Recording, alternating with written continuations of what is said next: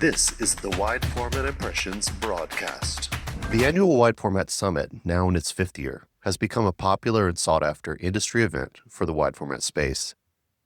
This year's summit, which is presented by Wide Format Impressions and Printing United Alliance, takes place July 21st through 24th in Miami and will bring together thought leaders, wide format producers, key segment vendors, and others to learn, exchange, grow, and chart their paths forward. Welcome to the broadcast. I'm Dan Marx, and I'm excited to welcome a panel of three wide format luminaries who, along with myself, are responsible for making the annual event strong.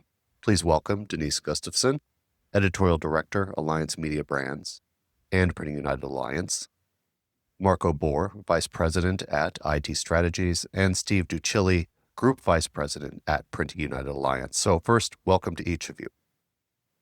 Thank you, Dan. First, Marco, I'd like to ask you about the industry conditions that make this event such a strong opportunity for wide format producers. Why do you think it's important for PSPs today to really understand the way the segment works? A couple of things. First of all, we live in a pretty unstable world these days, and the level of anxiety about just general news-related events that could impact your business, thought-provoking, to say the least. And so an event like the Wide Format Summit does a couple of things that I think are really important to the industry as a whole. Number one, it's a center of knowledge sharing. It's where you go to learn about what I should be thinking about, what I should be worried about. And frankly, it's all about taking time out for yourself to think about the bigger picture. We're drowning on a daily basis in putting out fires and just trying to keep the thing afloat. But what we often forget about is the bigger trends in this industry. So there's a couple of things that you should be worried about and get smarter on, and there's a couple of opportunities. So on the worried side of things, one of the things that I worry about a lot is customer concentration. In other words, if you've got a customer account that's 40% of your business, you should be concerned because that customer could disappear. Even though things look stable with tariff-related issues and God knows what, things happen very quickly these days. So that's one concern. So how can I diversify my client base? That would be one thing I'd look at. Number two, we're getting to be more and more savvy about online purchasing of things. And so the local bakery you need to sign might not come to my shop in the future. He might go and look online and get the sign. Okay, maybe not the same shape, size, and whatever, but it might be good enough for him. So I'm worried about online competition and how do I make it easier for my customers to deal with me, to order things for me, right? They might not necessarily want that 10-minute conversation that we all love, right? Because they don't have time. I'd also be worried about mergers and acquisitions in this field because wide format is still one of the most profitable areas of the print industry that you can be in. And so that makes it both an opportunity, either acquire other firms and consolidate, or maybe position yourself to be sold at some point in the future. And so all of these things are trends that you typically don't think about, but at an event like this, they'll all come to the forefront. One more thing, and that is the opportunities.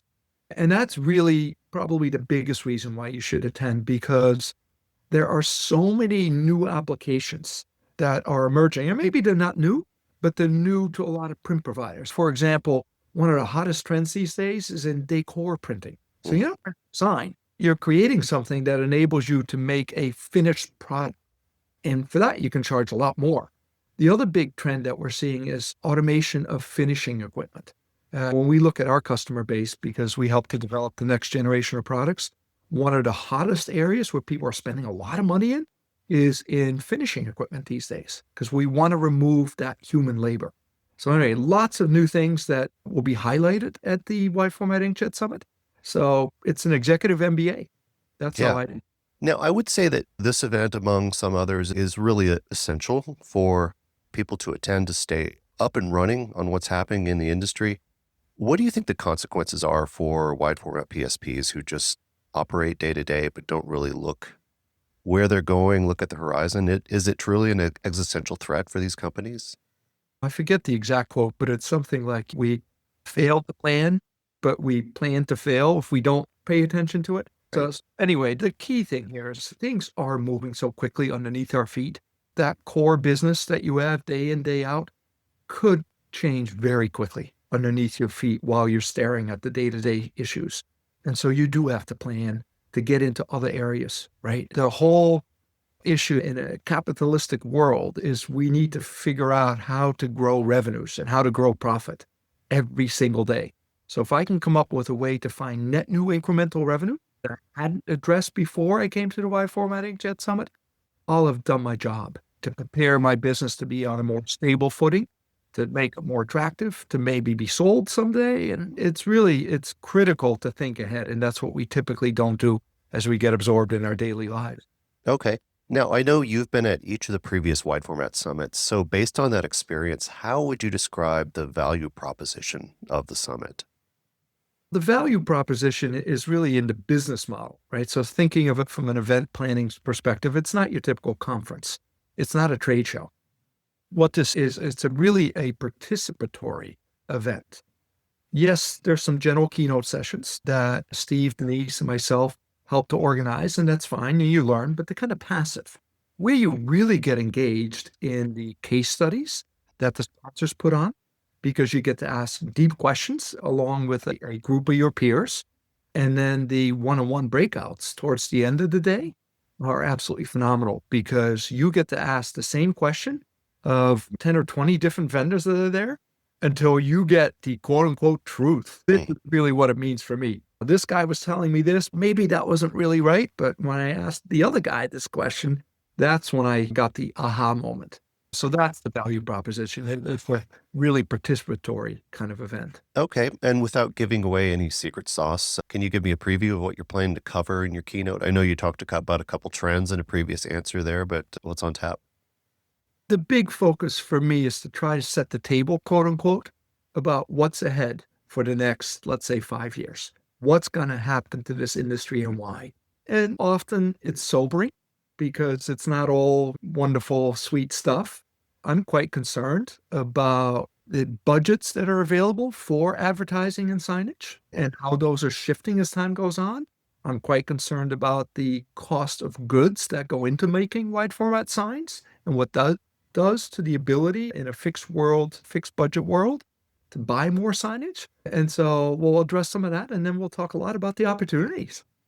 I'm looking forward to being there and I'm looking forward to hearing your presentation. I'd like to move over to Denise. And Denise, I'd like to ask you about the program for the event. What is it about the way the summit is structured that really compels attendees to want to come back again and again?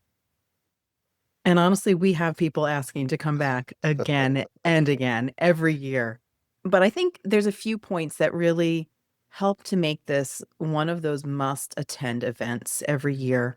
And the first, I would say, it's purpose-built. It's curated in a way that for those high-level executives, those high-level decision makers, it's curated for them so that they get the best out of the event.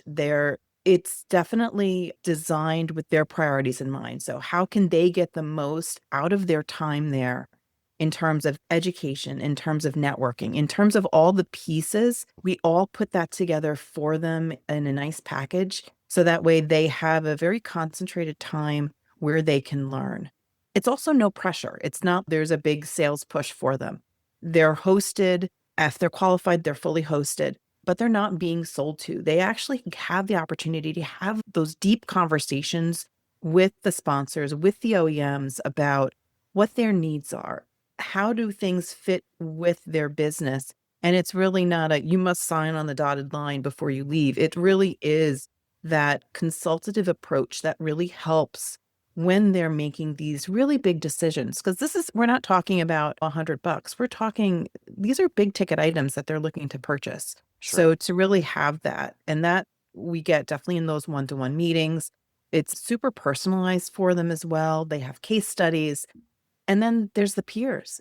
They are surrounded by their peers and they really they have people to bounce ideas off of. Even after some of those one-on-ones, they might sit down with an OEM, have a conversation, and they come back and they're like, what did you think about this? I heard this from somebody. How was this working with you? Are you seeing that?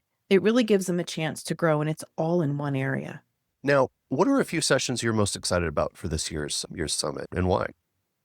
We have a couple. We have a packed agenda as we do every year. So probably one of my top one, I have a couple, but one is going to be Lisa Cross's session, and she's going to be speaking about robotics, AI, and workflow automation.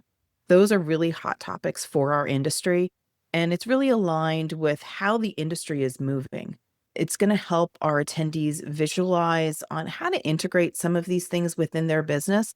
And she's coming at it from a research standpoint. So she's actually going to be able to show us some of the numbers on how people are already using these specific items within their business to really make themselves grow. And that data has been being collected right now, correct? Yes, it is. Yeah, Lisa's currently doing that study. So if you haven't already, make sure you go in and let us know. So that way, because this is going to directly impact not only the study, but also the specific presentation that we have. Dan, your presentation and your panel on streamlining production, it's huge. It really is going to be talking about like the day-to-day realities of print providers and how they can remove those bottlenecks. Might it include AI? Might it include some of those workflow automation that Lisa's talking about? Sure. But then what are those really day-to-day practical realities that people can look to? Going on Marco's point, new applications, we're going to have Leanna Becker there talking about interior design and really how these new applications in that market can help to offer attendees new revenue streams and really see where some of those opportunities are. Yeah, fantastic. I suppose most people have been to industry conferences, and it's whether you attend the sessions or not is a little optional, and people out in the lobby flipping through their phone. So how is the Wide Format Summit different than a standard conference, and what should attendees expect because of that difference? Well, when you get accepted, you are all in. It's not really optional.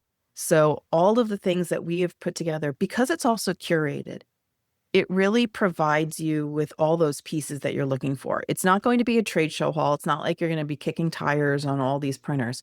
It's also not a lecture hall. It's a combination of all of the above. It's executive level retreat in a way where you have your education, you have a full immersive experience, and it's tailored to your company and how your company can grow. So it's focused, it's intimate as well. We're not talking thousands and thousands of people. We're talking a very select few.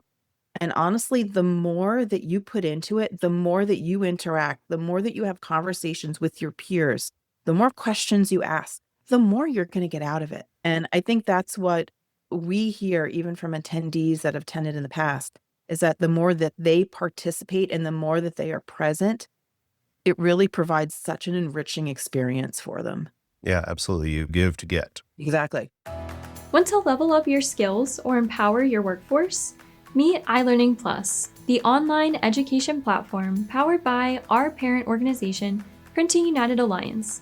With on-demand courses and certifications, iLearning Plus helps print professionals stay ahead of industry trends, sharpen their expertise, and grow their careers. Whether you're elevating your skills or training your team, we've got the resources to keep you competitive. Printing United Alliance members save 20% on all courses and certifications. So get started today at ilearningplus.org and build a stronger future in print. And what do you think makes the quality of the attendees so high, and what's expected of them during the event? We're vetting them ahead of time. So we are looking at their job title. We're looking at their buying influence. We're looking at their business focus, because we want to make sure that the room and the people that are sitting in that room are the right people, that they are really the decision makers, and that they're the ones that are in the process of making these very important decisions for their business. We're putting buyers and sellers in a way together in the same room. And that's what, as I said, they need to be active participants. So making use of all the opportunities, whether it's the education part, whether it's the boardroom sessions, whether it's the one-on-ones, or even the networking time, they need to make use of it, because this is where they really can get their questions answered in a no pressure environment. And honestly, in many cases, it can be that private conversation that you're having with an OEM that makes that final push for you to make that decision to buy that piece of equipment that you're looking for. Steve, I'd like to ask you about the sponsors for the Wide Format Summit. They are intrinsically involved in delivering value to the event. So how are they involved, and why does their involvement elevate the value for both them and the attendees? Sure, Dan. And I think Denise just hit on a really important point in that, yes, it is an all-in experience. It is totally immersive, but that isn't just limited to attendees networking with one another. We like to look at the entire audience of the Wide Format Summit as being a microcosm of the entire industry. So we don't just have the PSPs that we recruit, that we accept and vet, as Denise mentioned, but to us, the community also means the sponsors, and it also means speakers, the advisory board, the other subject matter experts who we bring in to be part of the program. And so throughout the 2.5 days of the Wide Format Summit, this group is together the entire time. And the diversity of backgrounds just within the print service provider space at this event is amazing. You'll get some companies that are the stalwart applications and things like retail graphics and outdoor advertising, event graphics, but you'll also get people who are specialists in decor, as Marco mentioned earlier. We'll get a variety of very interesting implants, including a couple this year, one from an automotive background, another that comes from one of the world's largest media companies. And those types of people and package printers come, people who are data analysts come, because they're all expanding into wide format from different sectors of print. So what you end up getting in a very small room, to Denise's point, is this incredible confluence of experience. And it's a really good opportunity for people who have those different backgrounds to bounce ideas off of one another, whether they're also fellow print executives, whether they're technology providers with whom they may or may not have any experience, or with the subject matter experts who are there and available throughout the conference to talk to our attendees. Yeah, and I think one of the things about the vetting that brings such value is the fact that for many of these companies, the exchange starts at level 3 instead of level 1. There isn't who are you, what do you do, are you interested in growing your business? It's more like you are interested, you are forward-facing, you are growth-oriented, let's talk. And that's a whole different place to start the conversation, and I think that's really valuable. Continuing, can you tell me more about the case studies and also the one-on-one meeting zone? What is the purpose of these, and do attendees really find them useful in making decisions about equipment purchases and future plans? No, those are both good questions, Dan. And I think that Marco did a really nice job of putting those into context earlier when he was talking about why the event is important. But where the case studies are concerned, we very purposefully take that already relatively small group and we break them down into smaller groups. These are groups of 10 to 12 attendees who we know have a common interest in one of the major technology platforms in which they're planning to invest. So that's flatbed graphics, roll-to-roll graphics, roll-to-roll textile printing. Now, we select these folks. They remain signed in their room throughout the 2 days of the case study presentations. Vendors come in on a circle every 25 minutes to present a new case study to them. But what makes the group important, I think, in the context of this event is that we don't even begin by bringing in a vendor. We spend 10 to 15 minutes to allow the attendees in that room to get to know one another. And so each tells a little bit about their own background, what they're coming to learn, what their big critical concerns are. And then when the vendors come in and begin presenting to them, it's almost as though we have a little bit of a case study format going on because the attendees know each other, the sponsor is able to very easily interact with them, and it's a much more productive discussion than a death by PowerPoint type of thing that you often see at conferences. And so I think it's very spent time. The case studies, we encourage the sponsors to focus on successful use cases in the fields, technology implementations, what they were trying to accomplish and why, what machine they chose and why, what's the ROI and the result been, what were some of the challenges that they faced. And this is a real firsthand perspective. Oftentimes the sponsors will bring a customer in with them to actually give that first person user experience that they've had. And that's incredibly valuable. Yeah. It means a lot more when it comes from the customers, of course, than it does from the attendees. The other thing that happens in those case studies is because the sponsors and those attendees are the only people in the room, with the exception of one of our staff who's just there to make sure the AV is running. There aren't any competitors to the sponsors in the room. There's not other people in there with whom they're going to be reluctant to share information. So we often see the sponsors providing some very nice insight into their roadmaps and the types of technologies they're working on and the way they see the market in a way that complements the vendors and then the printers, as well. Yeah. Let's talk about those one-on-one sessions too. The one-on-one sessions are really the most dynamic part of the event. And we do them in a way that's quite different. About 3 to 4 weeks out from the event, we send out information both to the sponsors and to the attendees to let them know who's available to meet with. So the sponsors can see which printers are coming. The printers can see which sponsors are coming, along with some description about what those companies do. And that's one of the things that I typically hear from attendees, that in addition to loving the format, one of the things they like best is inevitably they find one or two sponsors through the one-to-one meetings that they didn't know anything about, whether it's a piece of software, it's a new finishing gear, something that they weren't aware of that existed in the market, and they came away with a takeaway for something that might apply to their businesses. But we send the information out 3 to 4 weeks in advance of the conference, and then we open up the one-to-one scheduling system that both the attendees and the printers can go in and use to basically create their own schedule of one-to-one meetings. No one has to accept a meeting. Nobody has to take a meeting that's been requested of them, and both the attendees and the sponsors are requesting times to meet. So when everybody gets on site, they know exactly who they're going to be meeting with. They know when. They know something about the company and the individual that they'll be talking to. And as Denise said earlier, if they don't happen to show up for their meetings, they also know that we're going to come find them and help get them where they belong. Yeah, I was going to mention that. If people don't show up for these meetings, they will get a call or a text or somebody saying, you are scheduled, come on down here, do your part. I also just wanted to add with the one-on-ones, it is a speed dating format. How quick are those meetings? The meetings are scheduled for 25 minutes, which is the same length of time as the case studies too, by the way. And at the beginning of that 25-minute period, one of our staff will get up on the PA, announce to attendees that it's time to progress to their 3 o'clock. We give everybody a few minutes to make their way over to the appropriate table, and then we have a lot of our team making sure that people have found their correct meetings and helping them find the way that where they're supposed to be. But they're 25 minutes, and then after that 25 minutes, we make another announcement on the PA to move to the next 25-minute session. One of the things that characterizes these meetings is that they are informal, and because they're 25 minutes long, it's much easier than it is at a trade show to get into a long conversation with somebody that's focused, that you've had 3 weeks to think about what it is that I need to know from XYZ vendor and how do I get that information from them. It's also, because it is relaxed, we have refreshments there. This is not really intense sales discussions where people are pulling out POs and trying to get somebody to sign on the dotted line. It's much more of a mutual fact-finding exercise. And what we found in survey work, surveys that we've done, exit surveys of the attendees, we consistently find that this is one of the most highly rated aspects of the program. And in fact, I was looking at a form earlier today from last year. 100% of the attendees said that they would use the information they gained in the one-to-one meetings to help them guide future technology purchases, which is the outcome that we want.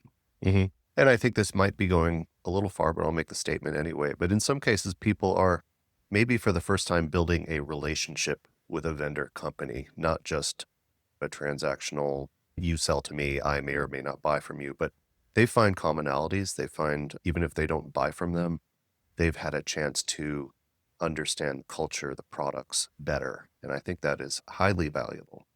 Now, Steve, how many sponsors do we have lined up for this year's Wide Format Summit? What companies do they include? And if companies are still interested in sponsoring for this year, what should they do?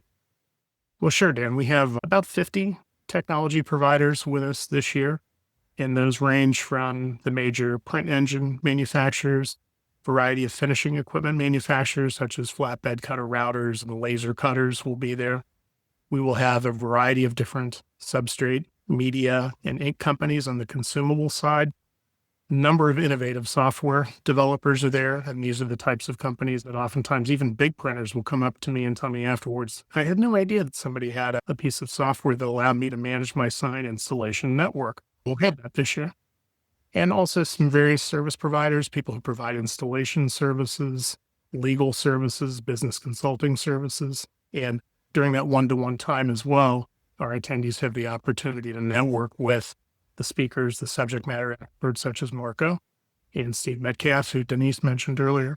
And also some of the subject matter experts from Printing United Alliance as well. Correct. Yes. Adrian Harrison and Gary Jones from our HR and from our regulatory teams will both be on hand and taking one-to-one meetings as well. Yeah. And so, yes, we are still accepting sponsors. One of the nice things about this particular format, you don't have to ship a booth. You don't have to ship a ton of people or a ton of materials. So we typically have sponsors who come on board pretty close to the conference, sometimes within 3 or 4 weeks. We'll include a link to the event site, which has sponsorship information on it as well. So we will do that.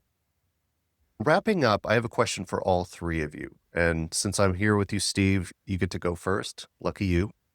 Let's say you're talking to a wide format company owner or high-level manager from one of those companies, and they say they're on the fence about whether to attend the summit. I've heard about it. I've heard it's good. I don't know. So in 30 seconds, in that elevator ride from top to bottom, how do you sell them on signing up to be considered to attend?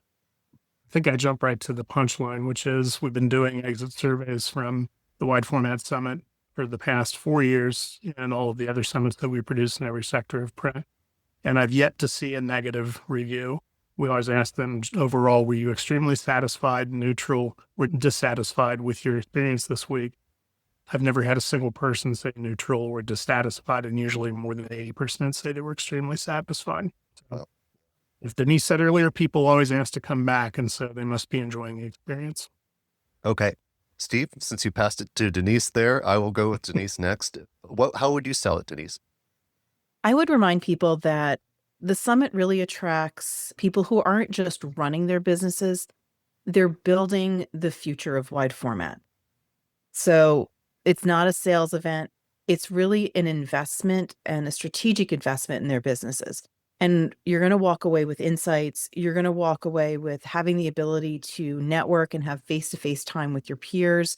And they're sharing the same challenges that you are. So you'll be able to actually have those conversations. And you're even going to get connections to solutions that maybe you didn't even know you needed. And the best part about this is hosted. So we're going to be taking care of the costs so you can focus on learning and leading. So if you're serious about getting smarter and really growing your business, this is the place you need to be. Okay, Marco, the pressure's on. So I'll echo Denise. I would say this is really an investment in yourself. Rarely do you take the time. This is basically 3 days out of your life to really sit down and think and contemplate what the future of your business is going to look like. This is not a boondoggle. We didn't talk about the location. Obviously, it's a beautiful location. The biggest complaint we do get from the attendees is there's just not enough downtime. We have you basically from 7 a.m. breakfast all the way until about 9 o'clock at night. You are earning your way there, but you're going to walk away after the 3 days going, wow, that was really worth it. And that's why people want to come. All right. Thank you, Marco, Denise, and Steve for chatting today. I look forward to seeing all of you in Miami. Thank you, Dan. Thanks, Dan. Thanks, Dan. You've been listening to the Wide Format Impressions broadcast. You can find more great content at wideformatimpressions.com.